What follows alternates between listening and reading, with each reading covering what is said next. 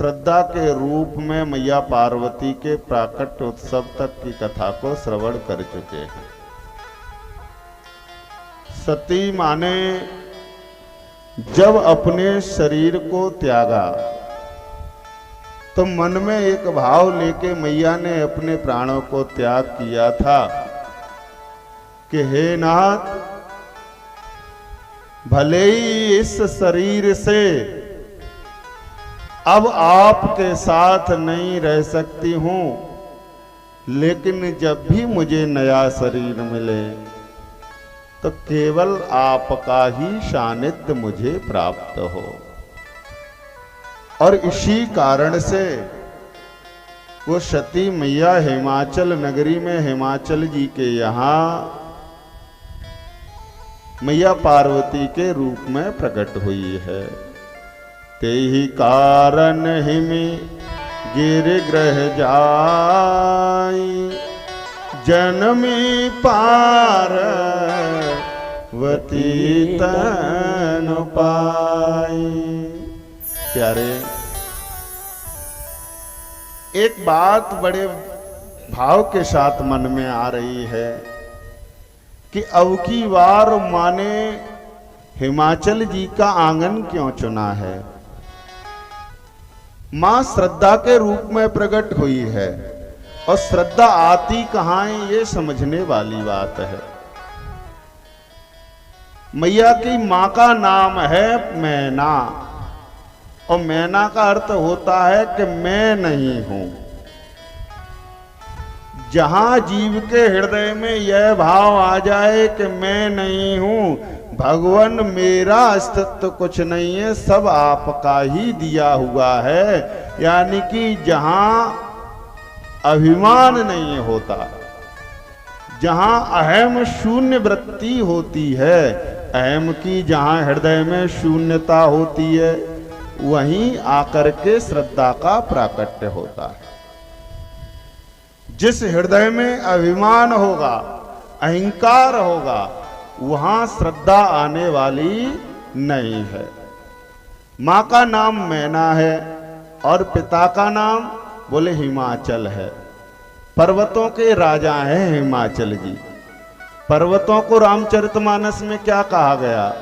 अरे पावन पर्वत वेद पुराण, पावन पर्वत वेद पुराना, पावन पर्वत वेद पुराना, पावन पर्वत वेद पुराना,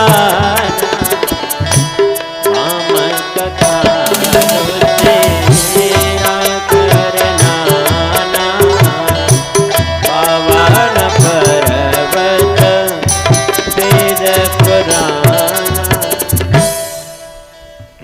तो पावन पर्वत वेद पुराना, और जहां अहम वृत्ति शून्य होती है वही श्रद्धा का प्राकट्य बाबा कहते हैं। और जैसे ही श्रद्धा के रूप में मैया पार्वती का प्राकट्य हुआ हिमाचल नगरी में, तो सुख संपत्ति नाना छा गई है, हर्ष और उल्लास मन रहा है। और मैया के प्राकट्य का समाचार आज नारद जी को मिला है। क्यों? क्योंकि जब सती मां ने अपने शरीर को छोड़ा था तब भी नारद जी शंकर जी के पास गए थे, और रोते हुए नारद जी ने कहा कि बाबा आप यहाँ ज्ञान मुद्रा समझा रहे हो सनकादिक ऋषियों को, वहां मैया ने अपना शरीर छोड़ दिया है। कैसे छोड़ा है? बोले अपने शरीर को अग्नि से प्रज्वलित कर लिया है। आज भूत बावन भोलेनाथ जी ने कहा कि नारद तुमको दिख नहीं रहा कि मैं अभी ज्ञान की मुद्रा सनकादिक ऋषियों को सुना रहा हूं। भूत बावन भोलेनाथ जी बता रहे थे कि ये अंगूठा जीव है, अंगूठे के बगल वाली उंगली अंगूठा ब्रह्म है, अंगूठे के बगल वाली उंगली जीव है, और ये तीनों उंगलियां सत रज तम तीन गुण हैं। और ऐसे जब ब्रह्म मुद्रा को समझा रहे थे तो शंकर भगवान को कोई भी क्रोध की अनुभूति नहीं हुई। पुनः जब नारद ने कहा कि आपके गणों को मारा है, तब क्रोध थोड़ा आया तो वीरभद्र को पहुंचा करके यज्ञ विध्वंस करा दिया। आज जब सती जी का प्राकट्य पार्वती के रूप में हुआ है, तो पुनः नारद जी आज फिर से हिमाचल नगरी में आ रहे हैं। अपने वीणा को उठाया, गाना प्रारंभ कर दिया। क्यों? क्योंकि आज बड़े प्रसन्न चित्त हैं नारद जी। नारद जी को पता है कि माँ का प्राकट्य हिमाचल नगरी में हुआ है। वीणा को उठाया, श्रीमन नारायण नारायण नारायण, श्रीमन नारायण नारायण नारायण, श्रीमन नारायण नारायण नारायण, श्रीमन नारायण नारायण नारायण, नारायण नारायण नारायण, श्रीमन नारायण नारायण नारायण, ओ नारायण नाम लेता है, जो नारायण नाम लेत है, आपो हो जाए श्रीमन नारायण नारायण नारायण, श्रीमन नारायण नारायण नारायण,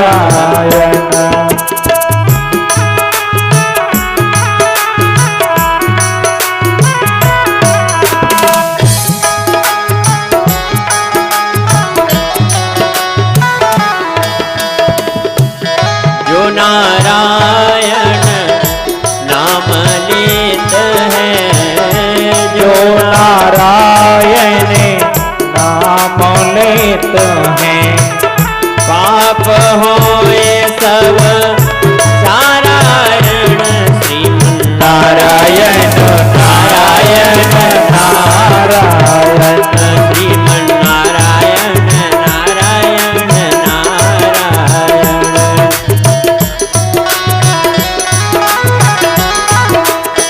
नारायण नारायण नारायण, श्रीमन नारायण नारायण नारायण, लक्ष्मण नारायण नारायण नारायण, श्रीमन नारायण नारायण नारायण, श्रीमन नारायण नारायण नारायण, श्रीमन नारायण नारायण नारायण। आज अपने वीणा को नारद जी ने हाथ में लिया, नारायण का जप करते हुए हिमाचल नगरी में आए हैं प्यारे। जैसे हिमाचल नगरी में आए, हिमाचल जी को पता चला है कि नारद जी का आगमन हुआ है। अपनी पत्नी के साथ बहुत ही आदर किया है। पद पखार बर आसन दीना, चरणों का चरणोदक लिया है। सुंदर स्वच्छ और भाव युक्त आसन पर उनको विराजित कराया है। नारद जी आसन पर बैठे हैं। आज अपनी धर्मपत्नी के साथ में नारद जी के चरणों में प्रणाम करते हैं, चरणोदक लेते हैं और संपूर्ण भवन को उस चरणोदक से सिंचित करा रहे हैं। जब इतना सब कुछ कर लिया, आज अपनी बिटिया पार्वती को बुलाया, कहा कि बेटा इनको प्रणाम करो। ये त्रिकालदर्शी हैं, सतत इस संसार में विचरण करने वाले हैं, सबको सद्मार्ग देने वाले हैं। गोस्वामी जी सरकार कहते हैं कि हे भक्तजन, निज सौभाग्य बहुत गिरवरना, सुता बोल मेली मुनि चरण। प्यारे एक बात बताऊं, हम अपने बालकों को जीवन में कुछ दे पाए या ना दे पाए, बहुत ध्यान से सुनना परिचय। केवल यदि बालकों को जीवन में संस्कार हमने दे दिया, सदयुक्त भाव दे दिया, तो जीवन की हर दौलत हमने अपने बेटों को दे दी। क्रम देखना, नारद जी का आगमन हिमाचल नगरी में हुआ। सर्वप्रथम हिमाचल जी ने और मैया मैना ने स्वयं नारद जी के चरणों को पखारा है। स्वयं नारद जी के चरणों में अपने मस्तक को रखा है और इतना करने के बाद अपनी बिटिया को बुलाया और नारद जी के चरणों में उनको लिटा दिया है। प्यारे, जीवन में धन कितना भी अर्जित कर लेना, लेकिन यदि बालकों को संस्कार नहीं दिया है तो हमारा कल्याण होने वाला नहीं है। अरे पूत सपूत तो का धन संचय, पूत कपूत तो का धन संचय।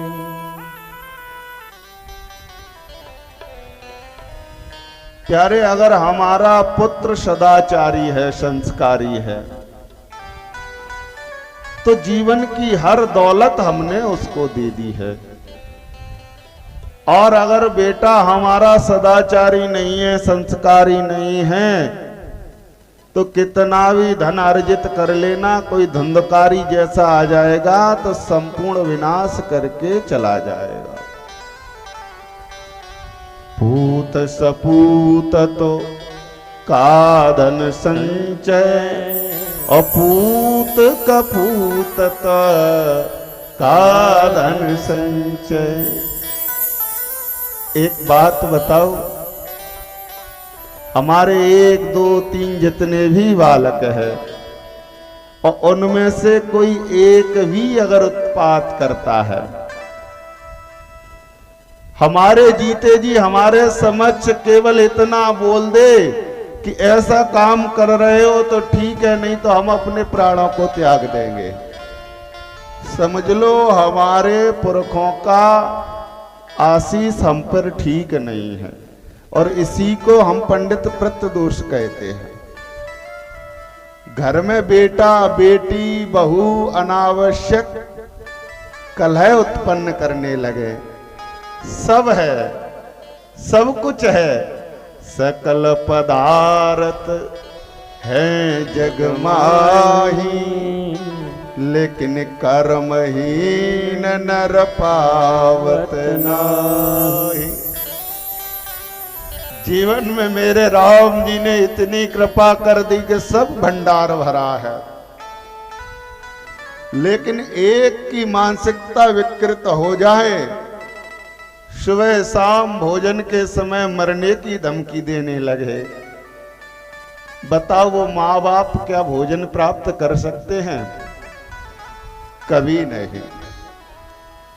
इसलिए हिमाचल जी से कुछ सीख लो प्यारे, कि जब बालक छोटा हो, जब बेटी छोटी हो, तो उसके समक्ष ही सत्कर्म करते रहना चाहिए। उन सत्कर्मों को देखते देखते उसको बड़ा होते रहना चाहिए। आज नारद जी आए हैं, पार्वती मैया को बुलाया हिमाचल जी ने, कहा कि बिटिया ये त्रिकालदर्शी संत हैं, इनको नमन करो। अरे सुता बोले मेली मुनि चरना, सुता बोले मेली मुनि चरना। प्रणाम कराया है। प्यारे, कोई संत घर पे आ जाए तो क्रम सीख लो। आज हिमाचल जी ने सबसे पहले आदर पूर्वक नारद जी को लेके आए, आसन पे बिठाया है, फिर चरणोदक लिया है, चरणोदक पान करके उसको संपूर्ण ग्रह में संचित कराया है और उसके बाद उनके यश का गायन किया है। यश का गायन क्यों जरूरी है? जब भी गुरुवर आ जाएं, संत चरण हमारे घर पे पड़ जाएं, तो उनका यश गान जरूर करना चाहिए। अगर गुरु आए हैं, दोनों हाथों को जोड़ लो, कहो कि भगवान सब आपका दिया हुआ है, आपकी कृपा से ही मेरा परिवार फल फूल रहा है, मेरे आपकी कृपा से सब काम हो रहा, मेरा आपकी कृपा से सब काम हो रहा।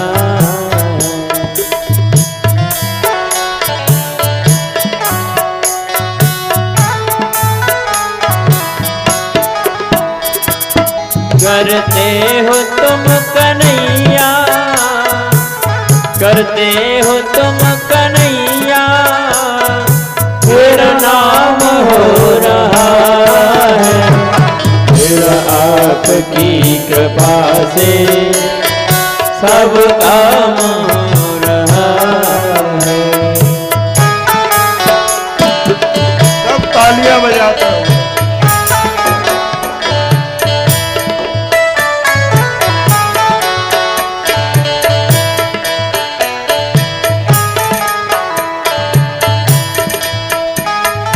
पतवार के बिना ही तेरी नाव चल रही है, पतवार के बिना ही मेरी नाव चल रही है।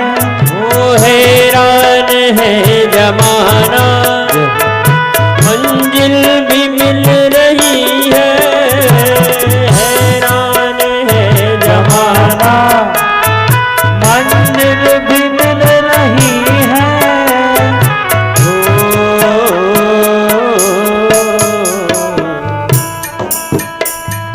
करता नहीं हूँ कुछ भी, करता नहीं हूँ कुछ भी, सब काम हो रहा है, मेरा आपकी कृपा से सब काम हो रहा है, मेरा आपकी कृपा से सब काम हो रहा है। करते हो तुम कन्हैया, करते हो तुम कन्हैया, वो मेरा नाम हो रहा है, मेरा आपकी कृपा से हो सब काम हो रहा है, मेरा आपकी कृपा से सब काम हो रहा है, सब काम हो रहा है, काम हो रहा है, सब काम हो रहा है। मेरा आपकी कृपा से सब काम हो रहा है, करते हो तुम तो गुरुवर मेरा नाम हो रहा है। प्यारे, यह भाव जो हमारा गुरु के प्रति रहता है, तो गुरु हमेशा कल्याण करते हैं। आज पार्वती जी ने प्रणाम किया, हिमाचल जी कहने लगे, कहो सुता के दोष गुण मुनिवर हृदय विचार। हे मुनिवर, मेरी बिटिया के दोष और गुण कहो। एक बात यहां समझने वाली है परीक्षित जी, बिटिया के दोष गुण पूछ रहे हैं हिमाचल जी नारद जी से। पहले गुण नहीं पूछे तो क्या पूछा? कहो सुता के दोष गुण। पहले दोष जानना चाहा और उसके बाद गुण जाने हैं। भाव क्या है? कि अपने बेटे और बिटिया का पहले दोष जान लो, उसके बाद गुण तो उसका यश अपने आप ही बढ़ा देंगे। गुणों को जानने की आवश्यकता नहीं है। आज जैसे ही कहा तो नारद जी कहने लगे कि हे हिमाचल जी, सुता तुम्हारे सकल गुण खानी, तुम्हारी बिटिया तो सकल गुणों की खानी है और इसका एक दो नाम नहीं है। तो बोले इसके नाम अनेक है। सुंदर सहज सुशील सयानी, नाम उमायंबिका भवानी। कोई इनको उमा कहेगा, कोई अंबिका कहेगा, कोई भवानी कहेगा, लेकिन किसी भी नाम को इस नाम से इनको पुकारेगा हमेशा उसका मंगल ही मंगल होगा। एक बात बताओ हिमाचल जी, इसका जो अहवात है वो अचल रहेगा और इससे ही तुम्हारे यश और कीर्ति बढ़ेगी। आज जैसे ही कहा हिमाचल जी गदगद हो गए, चरणों में गिर गए नारद जी के। आगे कहने लगे कि भगवान कुछ दोष भी हैं क्या बिटिया में? आज नारद जी ने कहा कि वैसे तो कोई दोष नहीं है, लेकिन ये नीला करने के लिए पृथ्वी पर आई हैं, तो ये पृथ्वी दोष और गुण से युक्त है, इसलिए गुण की बात तो ठीक है, कुछ दोष की भी बात करनी पड़ेगी। आज कहने लगे कि सैल सुलक्षण सुता तुम्हारे, सैल सुलक्षण सुता तुम्हारी, तो न हो जे अब गुण दोए चार, सुना हो जे अब गुण दोए चार। आज कहा नारद जी ने वैसे तो कोई भी दोष नहीं है, लेकिन लीला के लिए आई हैं, इसलिए गुण दोष से युक्त सृष्टि है तो कुछ तो बताना पड़ेगा। दो चार अवगुण सुन लो, दोष सुन लो। हिमाचल जी एकदम एकाग्रचित होकर के मैया के अवगुण सुनने लगे और नारद जी एक दो नहीं अब तो 9 अवगुण बता रहे हैं। कहते हैं कि अगुण अमान मातु पितुहीना, उदासीन सब संशय छीना। पार्वती जी को जो पति मिलेगा उसमें कितने अवगुण बता रहे हैं नारद जी? 9 अवगुण। गिनो कौन कौन से हैं? अगुण है, अमान है, माता पिता से हीन है, उदासीन है और सब संशयों से रहित है। 5 तो जे हो गए। और कौन से हैं? योगी जटिल काम मन, नगन अमंगल वेश, अस स्वामी ये कह मिले परिहस्त यस रेख। आज कहा कि इसको जो वर्ण में होगा, इसको जो पति मिलेगा, उसमें 9 अवगुण होंगे। अब एक बात ध्यान से सुनना प्यारे भक्तजन, भूत बाबल भोलेनाथ जी में जो अवगुण बताए, बताओ संसार का कोई दोष अब बकाया रहा है क्या? अगुण अमान मातु पितुहीना, सब तो कह दिया।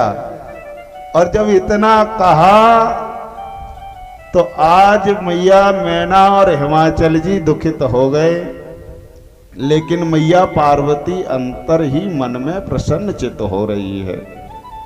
क्यों? क्योंकि मैया को पता है जिन दोषों का गायन नारद जी कर रहे हैं वास्तव में वो दोष नहीं है, ये नवदा भक्ति है। बोल सियावर रामचंद्र भगवान की। जय। और इसको केवल और केवल मेरा भूत बावन भोलेनाथ ही धारण कर सकता है। मैया प्रसन्नचित हैं, लेकिन हिमाचल जी कहने लगे कि हे मैना, चिंता की बात इसलिए है कि झूठ न होए देवरे से वाणी। झूठ न होए देवर से वाणी। झूठ न होए देवर से वाणी। झूठ न होए देवर से वाणी। सोचहि दंपति सखी सयानी। सोचहि दंपति सखी सयानी। आज दोनों विचार कर रहे हैं कि देव ऋषि की वाणी असत्य नहीं हो सकती। क्यों? क्योंकि नारद का अर्थ क्या है प्यारे? ना रद्द, यानी कि जिसकी बात कभी रद्द ना हो सके वो ही नारद है। चिंता में पड़ गए, नारद जी से बहुत विनय की तो नारद जी ने कहा कि जो विवाह शंकर सन होई, 200 गुण समय कर सबको। हे हिमाचल जी, चिंता मत करो। हमने जो जो दोषों का गायन किया है मेरे भूत बावन भोलेनाथ जी में है। अगर आपकी बिटिया का विवाह उनके साथ